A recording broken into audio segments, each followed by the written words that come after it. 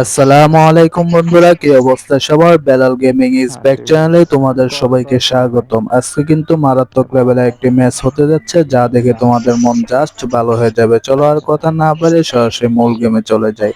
এই যে দেখো, এখানে পিকের মাঠে আমরা কিন্তু একটা কিল করে ফেলেছি এবং দ্বিতীয় নাম্বার যে এনিমিটা রয়েছে সেটাও কিন্তু পিকের মাঠের মধ্যে আমরা ডাউন করে দিয়েছি। এই পুরোটা ম্যাচের মধ্যে বেশিরভাগই কিন্তু আমরা পিকের মাঠ কাঁপিয়ে দিয়েছি। তোমরা শুধু দেখতে থাকো। এখানে দেখো ৩ নাম্বার যে কিলটা রয়েছে সেটাও কিন্তু আমাদের কমপ্লিট হয়ে গেছে।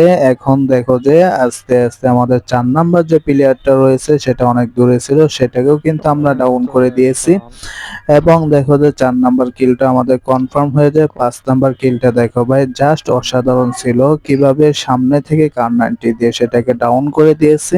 এবং দেখো আমাদের ৬ নাম্বার কিলটা, এটা তারও ওয়াও, দেখছো M5 নাইনজার ডাইরেক্ট হেডশট পরে আমাদের পতাকাটা আমরা বসিয়ে দিলাম এবং দেখিয়ে দিলাম যে আমরা কেমন।